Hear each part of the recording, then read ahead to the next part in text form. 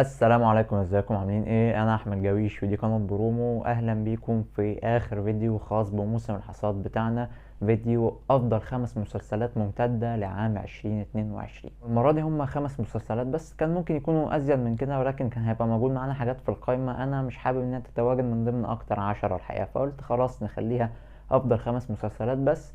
وفي مقابل ده بقى ان احنا هندردش مع بعضينا شوية قبل ما نخش بالقائمة بتاعتنا. فلو عايز تدخل على القائمة على طول هتلاقي تقسيمة الفيديو موجودة تحت، ولكن احب ان انت تسمعني لو يهمك امر. يعني السنة خلاص قربت على الانتهاء، والحمد لله انا في سنة 2022 كنت من انشط الناس في مجال اليوتيوب في المراجعات، وكنت من اسرع الناس اللي بتنزل، يعني نزلت كمية فيديوهات كبيرة جدا، والقناة تشهد موجودة وتقدروا تشوفوا. اشتغلت شغل كتير على نفسي، حاولت اطور على قد ما اقدر.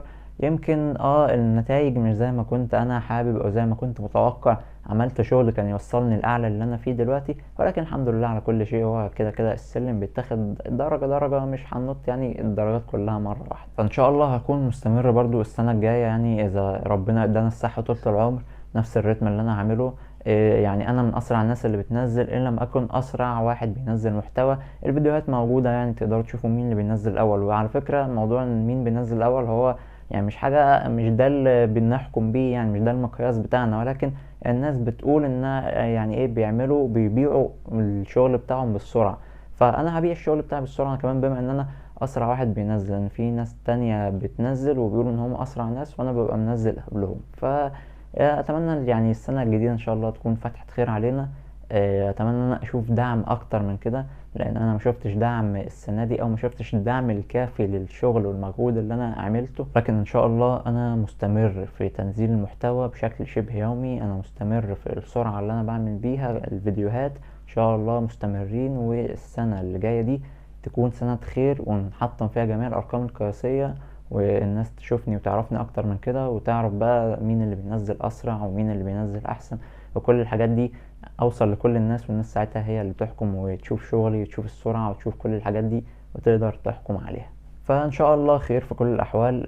لو انت بقى بتشوف الفيديو وما روحتش على القائمة على طول، فيعني انا بحبك وبحب دعمك ليا، وان انت قاعد تتفرج عليا وتسمع ان وانا بقول كلام ملوش اي علاقة بقى بمحتوى القناة، بتكلم عادي وبدردش معاك وانت قاعد بتسمعني. فشكرا جدا ليك وشكرا جدا على دعمك، واتمنى ان دعمك ده يستمر معايا، وواحدة واحدة أنا وأنت نحطم كل الأرقام القياسية ونوصل لكل الناس. وآسف بقى لو طولت عليكم، أنا كنت عايز أفتح بس مباشر أتكلم فيه عن السنة كلها عموما، ونتكلم ونرغي مع بعضينا، ولكن المشكلة ان انا المكان عندي دوشة، فان انا افتح بس مباشر ده هيأثر عليا، لان الدنيا بتبقى دوشة خالص. انا بعاني وانا اصلا بصور، فما بالك بقى بس مباشر. عموما هحاول يعني لو قدرت ان انا مثلا اشوف مكان تاني او حاجة اطلع منه بس مباشر بقى، ونقعد مع بعضينا نتكلم ونرغي زي ما احنا عايزين، واللي عنده سؤال يسأل وكده. هحاول يعني بإذن الله، لو مش كده ففي اقرب فرصة ممكنة هكون موجود في بس مباشر بقى، ونتكلم مع بعضينا كلنا. عشان ما نطولش كتير برضو، يلا بقى ندخل على القناة بتاعتنا. متنسوش تدعموني وتعملوا لايك للفيديو وشير مع اصحابكم، وتأكدوا انتوا مشتركين في القناة ومفعلين الجرس عشان يوصلكم كل جديد. ويلا بقى ندخل على القائمة بتاعتنا. نخش على قائمتنا، ورقم 5 معانا هو مسلسل بيكي بلايندرز الموسم السادس. بلايندرز عمل لنا موسم سادس كان قوي، ولكن كان في مواسم قبل كده كانت اقوى من الموسم السادس. ولكن تمثيل كيليان مورفي في الموسم ده كان في اعلى مراحل الاداء التمثيلي، وكان في اقصى درجات المراحل التمثيلية. حرفيا هو كان شايل المسلسل من حيث الاداء التمثيلي، ويمكن لو اداء التمثيلي كان وحش في الموسم ده، الموسم ده كان هيقع جدا، ولكن هو قدر ينقذ الموقف بالاداء التمثيلي الرهيب اللي هو عمله. طبعا الموسم ده هو الأخير في المسلسل، ولكن هيتم تكملة الأحداث بفيلم. ورقم 4 معانا هو مسلسل سي الموسم الثالث. مسلسل سي واحد من أحسن المسلسلات اللي أنا شفتها، فيه كمية متعة رهيبة. كنت عملت مراجعة كاملة عن ال3 مواسم، هتلاقيها موجودة هنا في القناة. والموسم الثالث كان موسم قوي، كان هو النهاية للأحداث اللي بنشوف الأحداث وصلت لإيه. أي نعم الحلقة الأخيرة ممكن تكون مش حلوة أوي، كانت حزينة بعض الشيء، ولكن يظل ان هو واحد من احسن المسلسلات اللي ممكن تشوفها. مسلسل الريتم بتاعه حلو جدا، في احداث الحلقة تلاقي مليانة احداث وحدث بيجي ورا التاني، في بعض العيوب وبعض الحاجات اللي لا منطقية، ولكن كباكج وكمجمل الحقيقة واحد من احسن المسلسلات اللي ممكن تشوفها. نروح لرقم 3، ورقم 3 هو مسلسل السوبر هيرو كما يجب ان يكون، هو مسلسل ذا بويز اللي كان موجود منه الموسم الثالث السنة دي. ذا بويز هو افضل مسلسل سوبر هيرو او افضل مسلسل كوميك بوك اتعمل.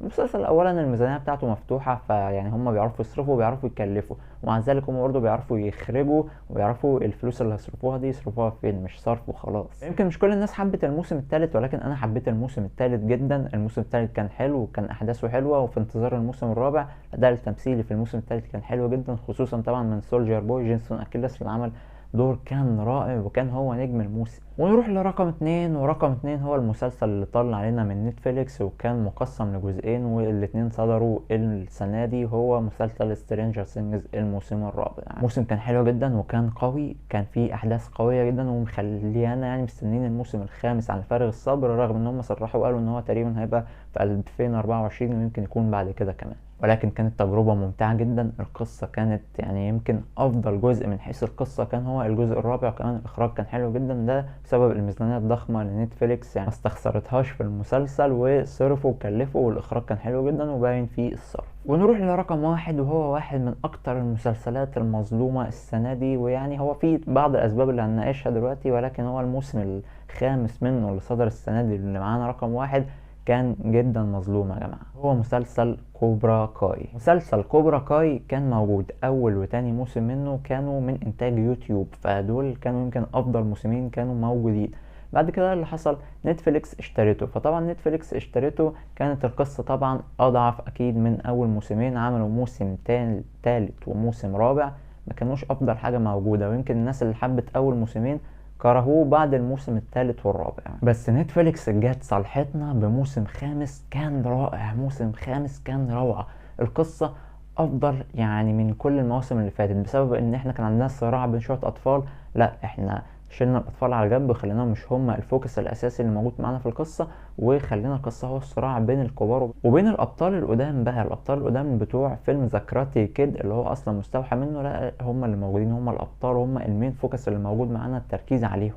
كل ده كان باحداث برتم جميل جدا. الموسم انا خلصته في يوم واحد من بعد نزوله، ما من كتر الريتم بتاعه ما كان سريع، حسيت ان انا الادرينالين عندي بقى عالي لدرجه ان انا يعني ما عرفتش اعمل المراجعه بتاعته في نفس اليوم، بسبب ان انا بعد ما خلصت حسيت ان مش محتاج ارتاح من كتر الريتم بتاعه ما كان سريع، وانا اندمجت فيه. تجربة استمتعت جدا بيها، وده خلاه ان هو يكون رقم واحد معايا في قائمة افضل مسلسلات ممتدة في عام 2022. وبس كده اعزائي المشاهدين، يكون خلص فيديو النهاردة ويكون خلص موسم الحصاد بتاعنا. اتمنى يكون موسم الحصاد عجبكم. انا ما حاولتش ابخل عليكم باي حاجة، فما تبخلوش عليا انتوا كمان بالدعم، وتعملوا لايك للفيديو وشير مع اصحابكم. تاكدوا ان انتم مشتركين في القناة ومفعلين الجرس عشان يوصلكم كل جديد.